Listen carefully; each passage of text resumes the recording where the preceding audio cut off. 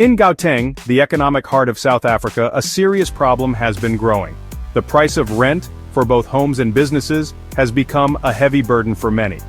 This isn't just about numbers on a lease agreement, it's about the survival of small businesses and the livelihoods of the people who work for them.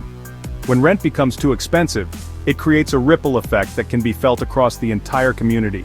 Shops close, jobs are lost, and the local economy begins to struggle. Understanding this rent crisis is the first step toward finding a solution that can help everyone, from the landlord to the small business owner trying to make a living. It's a challenge that touches every corner of the province. The story of Gauteng's rent prices over the last year and a half has been a roller coaster.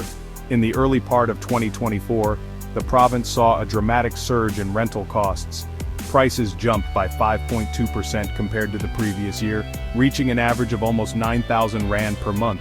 This was the fastest rent increase Gauteng had experienced in nearly 7 years. A high demand for properties combined with a limited supply pushed these prices up, putting immense pressure on both families and entrepreneurs. This sudden spike made it incredibly difficult for businesses, especially new and small ones, to manage their budgets and plan for the future, as their biggest expense was suddenly much higher than anticipated. However, as the calendar turned to 2025, the situation began to change, but not necessarily for the better. The rapid rental growth seen in 2024 slowed down significantly. By the first few months of 2025, the year-on-year increase had dropped to just 2.9%, bringing the average rent to around 9,200 rand. While this might sound like good news, it was actually a sign of a weakening market. The slowdown wasn't because landlords decided to be generous, it was because tenants simply couldn't afford the high prices anymore. This shift signaled that the financial strain had reached a breaking point, creating a fragile economic environment across the province. This slowdown in rental growth points to a deeper economic problem. It shows that the high prices of 2024 were unsustainable for the average person and business owner. The market was correcting itself, but this correction came after the damage had already been done. Many businesses had already been pushed to their limits, and the slight easing of rent increases in early 2025 was too little, too late for them. The economic pressure had already taken its toll, leaving a trail of financial difficulty and uncertainty. The rental market was now reflecting the broader struggles faced by the people and businesses of Gauteng, setting the stage for more challenges to come. For a small business, the monthly rent payment is often the largest and most inflexible expense. When this cost suddenly skyrockets, as it did in Gauteng during 2024, it can be a devastating blow. Unlike larger corporations, small enterprises do not have massive cash reserves to absorb such unexpected increases. They operate on tight margins, where every rand is carefully allocated. A sudden demand for more rent money forces owners into making impossible choices. Do they cut staff? Do they use cheaper, lower quality materials? Or do they raise their own prices and risk losing customers? These are the difficult questions that keep small business owners awake at night, all because of rising rental costs. Faced with unaffordable rent, many businesses are left with only two options: relocate or shut down for good. Moving to a cheaper area might seem like a solution, but it comes with its own set of problems. A new location means leaving behind a loyal customer base that was built over many years. It also involves the high costs of moving equipment, rebranding and marketing to attract new customers. For many, these costs are simply too high. This leads to the heartbreaking decision to close their doors permanently. The dream of building a successful business, providing a service to the community, and creating jobs, is extinguished by the harsh reality of an unaffordable lease. The closure of a business is not an isolated event. It has a profound impact on the local economy and community. Each time a shop shuts down, jobs are lost. This means fewer people have money to spend at other local businesses, creating a downward spiral. A once vibrant street with many shops can quickly become quiet and deserted, with more and more for lease signs appearing in windows. This decline affects the overall atmosphere of a neighborhood, making it less appealing for residents and other businesses. The community loses not only a place to shop, but also a vital part of its social and economic fabric. The economic consequences extend far beyond the individual business owner. Job losses caused by business closures contribute to higher unemployment rates in the province. With less income, people cut back on their spending, which further weakens the economy. The government also loses out on tax revenue that these businesses and their employees would have paid. This cycle of decline, sparked by something as fundamental as the cost of rent, shows how interconnected everything is. An unhealthy property market can lead to a sick economy, affecting the prosperity and well-being of the entire province of Gauteng. It's a chain reaction where everyone feels the impact.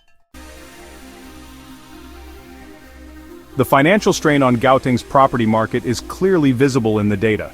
One of the most telling indicators is the vacancy rate, which is the percentage of available properties that are empty and unrented. In the first quarter of 2025, Gauteng's vacancy rate climbed to a concerning 8.2%. This was a significant jump from the 6.4% recorded just 3 months earlier. A rising vacancy rate is a clear warning sign. It means that landlords are struggling to find tenants who can afford their properties.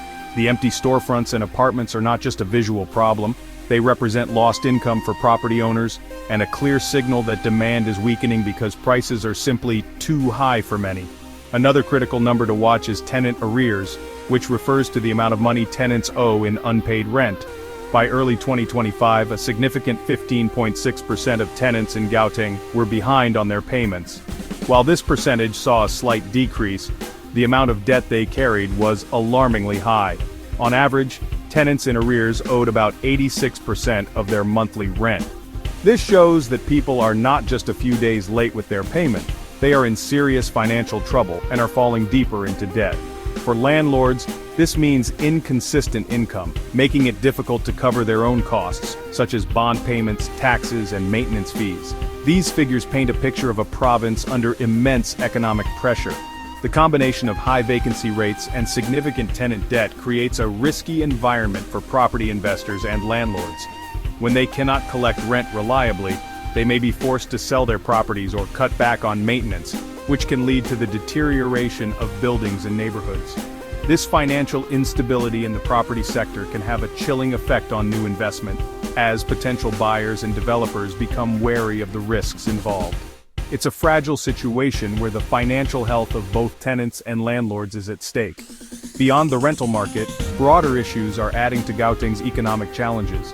Problems with governance and aging infrastructure, particularly in a major hub like Johannesburg, create additional risks for the economy. Unreliable services like electricity and water supply can disrupt business operations, adding yet another layer of costs and uncertainty for entrepreneurs. These systemic problems, combined with the affordability crisis in the rental market, make it harder for Gauteng to attract and retain businesses. Addressing the rent crisis alone is not enough. A more holistic approach is needed to tackle these underlying issues and restore confidence in the province's economic future. To fix Gauteng's rental crisis, there is no single magic solution.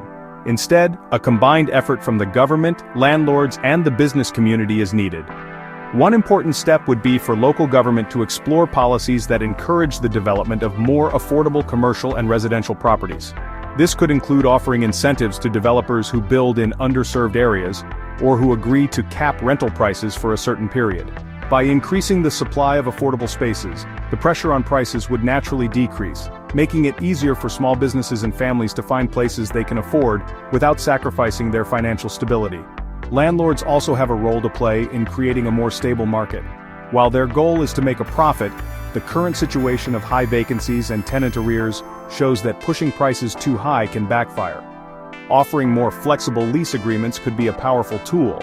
For example, a lease that links rent increases to the rate of inflation rather than sharp market spikes would provide businesses with much-needed predictability.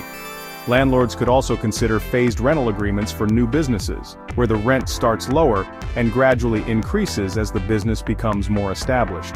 This approach would foster long-term reliable tenancies, which is ultimately better for everyone involved. Supporting small businesses directly is another crucial piece of the puzzle. Local enterprise development agencies could offer grants or low-interest loans specifically to help entrepreneurs cover their rental costs, especially in their first few years of operation. Workshops on financial management, lease negotiation, and business planning could also empower business owners to make more informed decisions. By equipping entrepreneurs with the tools and resources they need to succeed, we can build a more resilient business community that is better prepared to handle economic fluctuations. A thriving small business sector is the backbone of any strong local economy. Ultimately, building a stronger and more prosperous Gauteng requires a shared sense of community and a commitment to collaboration. The challenges are significant, but they are not insurmountable. By focusing on creating more affordable spaces, promoting fair rental practices, and directly supporting our entrepreneurs, we can turn the tide. A healthy rental market is one where landlords can earn a fair return, businesses can thrive, and jobs are created.